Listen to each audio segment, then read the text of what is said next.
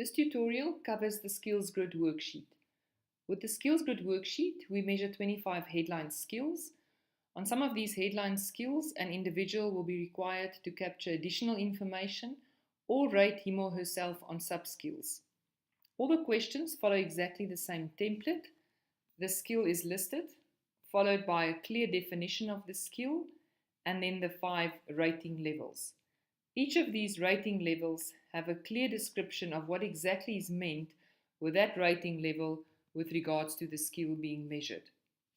For the purpose of this tutorial, I will only cover a couple of these skills, and I will constantly choose the skilled option in order to demonstrate where additional information is required, as well as where the sub-skills populate.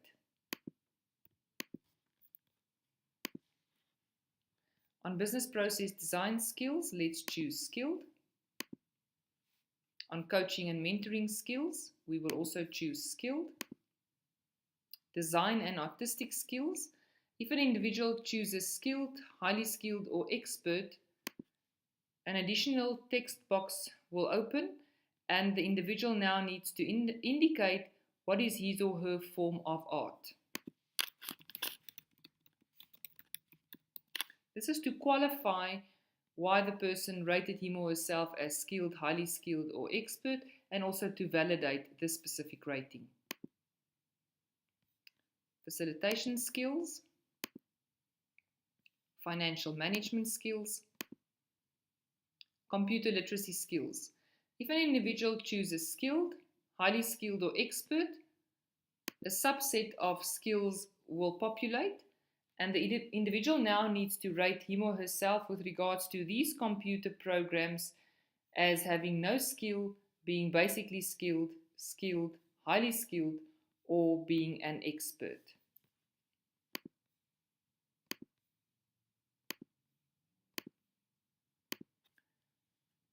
An individual will also have the option to capture any additional program that might not be on the list that he or she is familiar with, and then rate that specific program that they have captured. I've clicked on Next, and the system has now given a notification. Note, your computer literacy skill level will be adjusted on completion of the worksheet based on the sub-skill details entered. The system has got built-in intelligence to verify whether my sub-skill rating is in line with the rating that I've given myself on the headline skill. If the rating on the sub-skills are higher than the rating level on the headline skill, it might be adjusted on the headline skill to a higher rating. The opposite is also true. If I've rated myself as skilled, highly skilled, or an expert on the headline skill, and I now rate myself as having no or only basic skills on the programs listed, the system might adjust my headline rating to being basically skilled. This will happen on completion of the worksheet, and the system will verify that information and decide on the rating then on the headline skill. IT programming skills, the same applies. When I choose skilled, highly skilled, or expert, the system will populate a subset of skills where I now need to rate myself on these sub-skills.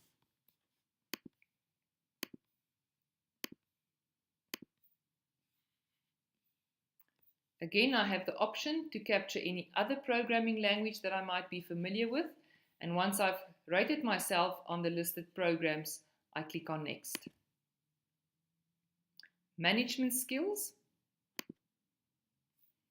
I've chosen skilled. If I choose highly skilled or expert, the same will happen. I now need to indicate how many management positions I've held to date. I can choose between 1 and 5. For the purpose of this tutorial, let's choose 1. Additional information is now required. What was the position held at this management position? At which company? I need to indicate the seniority of the position. Was it junior management, middle, senior, or executive management? What was the time duration in this position? How many people were employed at the business or the organization where I held this position? And then the system asks, would it be possible for me to provide an official positive reference about my success in this position? I can either choose no or yes. On mathematical and numerical skills, again, I can choose skilled.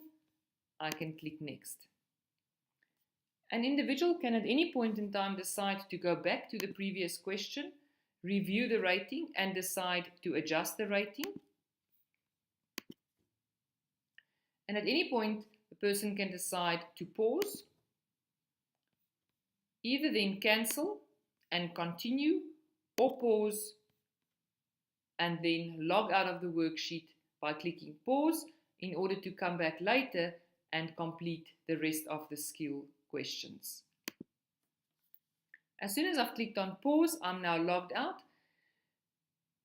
Once I've completed the 25 skills or the questions on the 25 skills, the system automatically generates an individual report for me as an individual. That report will contain a graph as well as all the information that I've captured on the system and the rating on all the sub-skills. This will be covered in the tutorial, the individual skills grid result.